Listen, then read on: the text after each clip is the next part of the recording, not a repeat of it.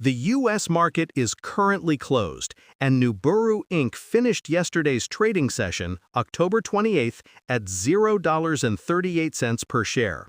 That was a painful drop of 4.56% for the day, and the selling didn't stop at the bell, with after-hours trading dragging it down another 2.6% to $0.37. Now, when most people see a stock trading under 40 cents, they see a failure, a gamble, a company on its last legs. The expectation is that this is just another microcap burning through cash on its way to a delisting or worse, bankruptcy. And make no mistake, the situation is incredibly serious. But the reality of what's happening with Nuburu is far more specific and, frankly, more fascinating than just another penny stock meltdown. The market is pricing this for failure, but it might be ignoring the specificity of the problem Nuburu is trying to solve, a problem that some of the biggest industries in the world, including EV manufacturing, desperately need fixed. The immediate drop to $0.37 after hours, even on what was likely thin volume, shows just how fragile the sentiment is. There is no support, no one willing to step in. This isn't a dip, it's a persistent, grinding decline. Let's be very clear about the common ground here. If you're an investor holding this stock, perhaps in a SoFi Invest or Robinhood account where you took a speculative position, you are feeling immense pressure. You likely bought into a story about groundbreaking blue laser technology poised to transform battery manufacturing. You might have even drawn parallels to the early days of other hardware pioneers, hoping for even a fraction of the returns seen from Nvidia stock or Apple stock. But the chart has been a story of relentless pain. The expectation of a high-tech growth story has collided with the harsh reality of a sub-dollar share price, constant dilution, and terrifyingly high cash burn. The stock is trading at these levels for a reason. It's in a fight for its very survival. The primary driver of this recent 4.56% drop and the consistent weakness we've seen for months isn't just one bad earnings report. It's a perfect storm. The company is deep in non-compliance territory with the Nasdaq, facing a potential delisting for failing to maintain a minimum $1 bid price. This is a black cloud that hangs over everything. A delisting to the OTC markets would kill its liquidity and push it off the radar of almost all institutional funds and many retail investors using platforms like Fidelity investments. But let's challenge that narrative. The market is treating Nuburu like its technology is worthless. The reality is that its technology is very specific. The problem is its balance sheet. This isn't a broad-based chip company, it's a specialist. And the recent trading action reflects a crisis of capital, not necessarily a crisis of concept. Let's dig into the movement. That 4.56% drop wasn't on massive headline-grabbing news. It was more of the same steady, agonizing bleed. This is characteristic of a stock where investors have lost patience. We're in a high-interest rate environment. The days of funding story stocks for a decade with no profits are over. An investor can get a decent, safe return from a high-yield account at SoFi or a simple treasury. Why would they gamble on a company that just reported another quarter of significant net losses? Their last quarterly report was the key. While they may have shown some revenue, the market's focus was squarely on the cash burn. How much runway is left? The answer, clearly, is not enough. The selling pressure we're seeing is the market anticipating the next inevitable and highly dilutive capital raise. When a company trades at $0.38, raising capital is catastrophic for existing shareholders. It often involves warrants and toxic convertible debt structures that can create a death spiral of selling. The volume on these down days is likely a mix of frustrated retail investors finally capitulating and potentially sophisticated short sellers, perhaps using platforms like interactive brokers, pressing their advantage.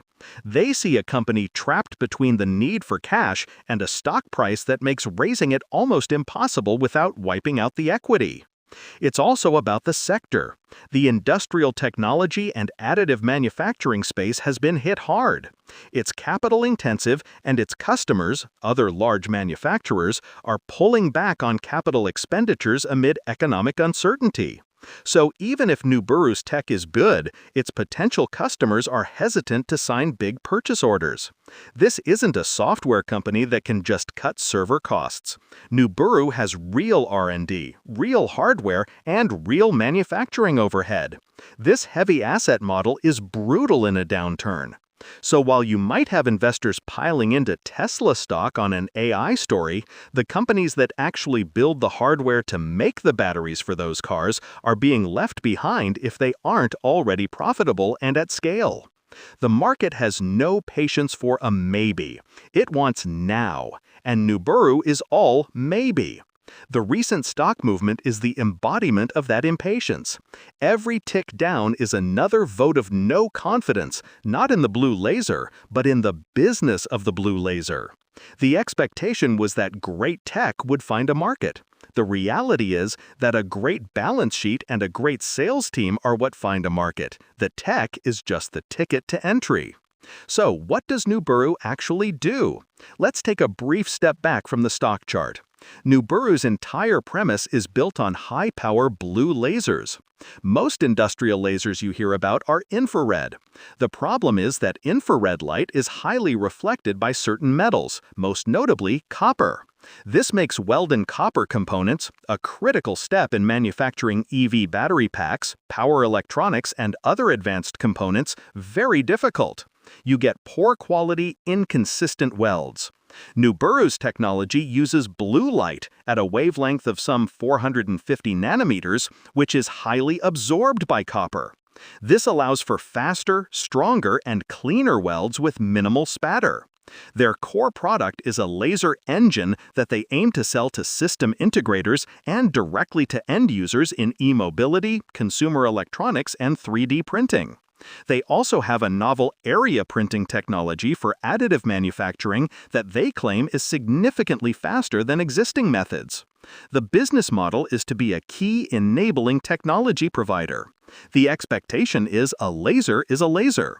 The reality is this is a highly specific tool for a high-value problem.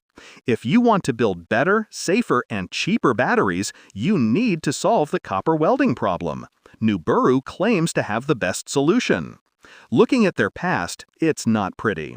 The company came to market via a SPAC merger, and like many SPACs from that period, it has been a disaster for public investors.